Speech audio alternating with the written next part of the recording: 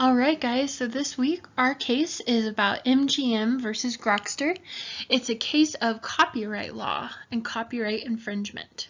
So our plaintiff, Metro-Goldwyn-Mayer, was suing the defendant, Grokster. So Grokster is a software. It allows users to share e-files via peer-to-peer networks. Uniqueness of this is that it doesn't communicate through central servers. So what people started doing is downloading free music from their favorite artist. So this was definitely violating copyright laws and authorizations.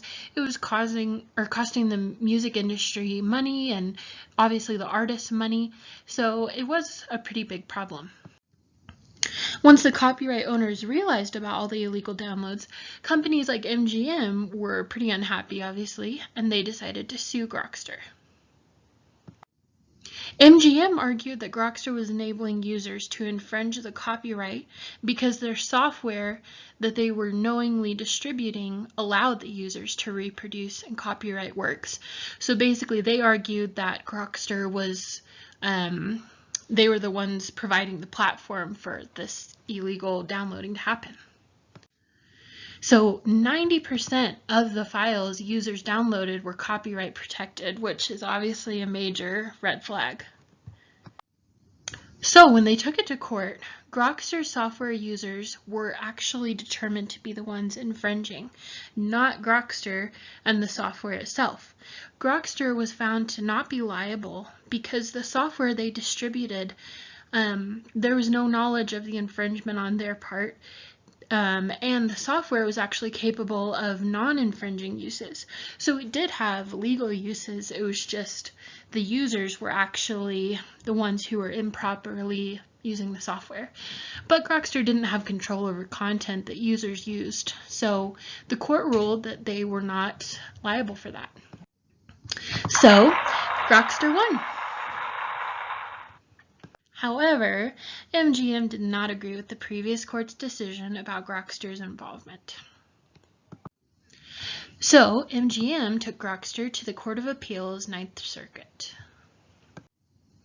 Ninth Circuit decision, they actually upheld that Grokster was not liable for infringement because of their software.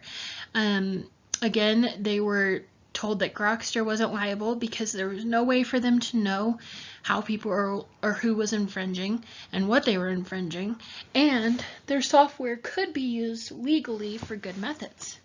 So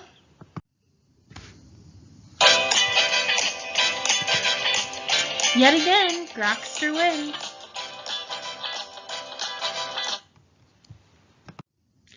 So an alternative outcome that we thought about, if Grokster software was centralized and supervised content, the case decision would have probably been very different. In the decision, of course, as we said, it states that since the software company had no prior knowledge of the infringement and they couldn't control it, they're not liable. But if they had had supervision, then MGM might have won due to proof of involvement and therefore liability. So as we thought about how this connects to the gospel, we thought about the people in the world that are not introduced to the church in their lifetime.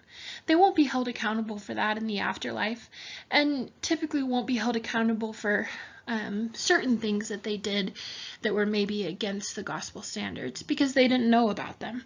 So they don't have the same form of liability as those members raised in the gospel. But anyone that knowingly disregards the truth and the commandments and acts despite that, they will be held responsible for their actions. It was a really fun case, so thanks for watching.